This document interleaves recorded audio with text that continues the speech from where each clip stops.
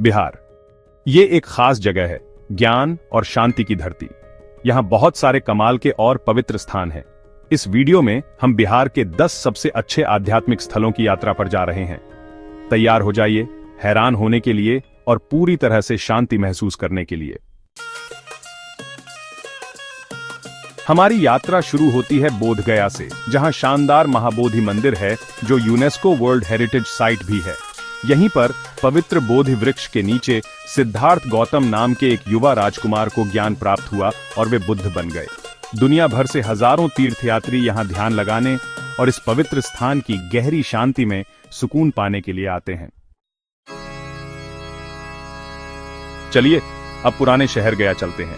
वहां हमें मिलेगा अद्भुत विष्णुपद मंदिर। यह हजारों सालों से वहां है, आस्था का एक सच्चा प्रतीक। यह मंदिर भगवान विष्णु को समर्पित है। कहते हैं कि यहीं पर भगवान विष्णु ने अपने पैरों के निशान छोड़े थे बहुत समय पहले। लोग यहां भगवान विष्णु का सम्मान करने और पिंडदान नाम का एक खास अनुष्ठान करने आते हैं। यह उनके पूर्वजों की आत्माओं की मदद करने का एक तरीका है। चलिए अब नालंदा विश्वविद्यालय चलते हैं। यह पुराना और टूटा हुआ है, लेकिन यह कभी सीखने का बहुत महत्वपूर्ण स्थान हुआ करता था। चीन और कोरिया जैसे दूर दूर के देशों से लोग यहां पढ़ने आते थे। अगर आप इन खंडहरों में घूमते हैं तो आपको लोगों की बातें लगभग सुनाई देती हैं। आपको किताबों के पन्ने पलटने की और बहुत पहले के छात्रों के उत्साहित विचार विमर्श की आवाजें लगभग सुनाई देती हैं। नालंदा सिर्फ एक स्कूल नहीं था, यह एक ऐसी जगह थी जहां अलग अलग लोग और विचार एक साथ आते थे। यह दर्शाता है कि ज्ञान कितना शक्तिशाली है और नई चीजें सीखना कितना महत्वपूर्ण है। भले ही इमारतें टूट गई हों, लेकिन नालंदा की आत्मा अभी भी जीवित है। यह हमें याद दिलाता है कि लोग हमेशा दुनिया को सीखना और समझना चाहते हैं। पुरानी टूटी हुई जगहों से हम शांति की एक चमकती रोशनी की ओर चढ़ते हैं।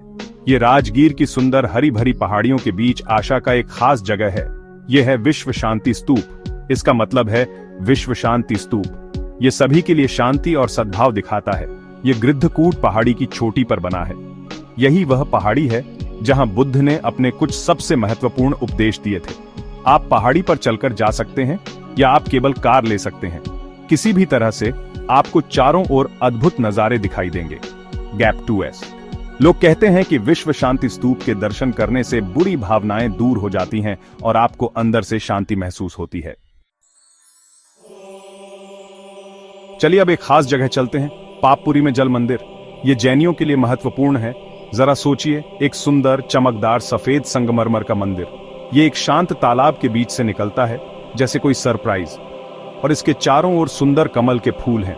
यहीं पर जैन धर्म के एक बहुत महत्वपूर्ण व्यक्ति भगवान महावीर का अंतिम संस्कार किया गया था। इसलिए यह दुनिया भर के जैनियों के लिए एक पवित्र स्थान है। शांत पानी, सुंदर मंदिर और शांतिपूर्ण क्षेत्र, ये सब मिलकर इसे एक शांत जगह बनाते हैं। आप वहां वास्तव में सोच सकते हैं और शांति महसूस कर सकते हैं। शांत जल मंदिर से चलिए अब व्यस्त शहर पटना चलते हैं। शहर की सभी आवाजों के साथ भी एक शक्तिशाली पवित्र ऊर्जा हमारा इंतजार कर रही है। यह है पटन देवी मंदिर। यह भारत के 51 शक्तिपीठों में से एक है। यह एक बहुत ही खास जगह है। कहते हैं कि भगवान शिव की पत्नी सती का एक हिस्सा यहां गिरा था। सभी अलग अलग पृष्ठभूमि के बहुत सारे लोग मंदिर में आते हैं। वे प्रार्थना करते हैं, आशीर्वाद मांगते हैं और दिव्य स्त्री की उपस्थिति में आराम पाते हैं।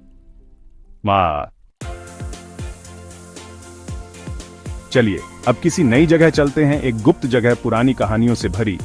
ये हैं बराबर गुफाएं। ये बहुत पुरानी है, मौर्य वंश के समय की, और ये हजारों साल पहले के रहस्य छुपाए हुए हैं। दीवारों पर वो निशान देख रहे हैं, वो ब्राह्मी लिपि है। इससे पता चलता है कि जैन और बौद्ध भिक्षु यहाँ रहा करते थे। वे यहाँ शांति और ज्ञान पाने के लिए आते थे। ये गुफाएं हमें दिखाती हैं कि प्राचीन भारत में लोग कैसे पूजा करते थे। यहाँ ऐसा लगता है जैसे आप अतीत को छू सकते हैं। अब हम वैशाली की यात्रा करते हैं, जो बौद्ध इतिहास में डूबा हुआ एक प्राचीन शहर है, जहां एक ऊंचा स्तंभ बीते युग के प्रमाण के रूप में खड़ा है। यह अशोक स्तंभ है, जिसे सम्राट अशोक ने 3री शताब्दी ईसा पूर्व में बुद्ध के अंतिम उपदेश की याद में बनवाया था। यह स्तंभ एक मूक प्रहरी के रूप में खड़ा है, जो अशोक के बौद्ध धर्म में परिवर्तन और अहिंसा और धार्मिक जीवन के प्रति उनकी प्रतिबद्धता का प्रतीक है। जैसे ही आप इस प्राचीन स्मारक के सामने खड़े होते हैं, आप लगभग बुद्ध के शब्दों की गूंज सुन सकते हैं, शांति और करुणा का संदेश जो सदियों से गूंज रहा है। हमारी यात्रा अब हमें वापस गया ले जाती है। इस बार हम एक पहाड़ी पर जा रहे हैं, एक ऐसे मंदिर में जो शक्तिशाली भावनाओं से भरा है। यह मंगला गौरी मंदिर है। यह वास्तव में एक विशेष स्थान है, 18 अष्टादश शक्तिपीठों में से एक। कहते हैं कि सती का एक हिस्सा यहां गिरा था। लोग यहां प्रार्थना करने के लिए दूर दूर से आते हैं। आप उन्हें सुन सकते हैं, उनकी सभी प्रार्थनाएं और प्रसाद आस्था के एक सुंदर गीत की तरह। मंगला गौरी में आप वास्तव में लोगों के विश्वास को महसूस कर सकते हैं। यह एक ऐसी जगह है जहां आशा और दुख आपस में मिल जाते हैं, लेकिन आस्था हमेशा मजबूत रहती है।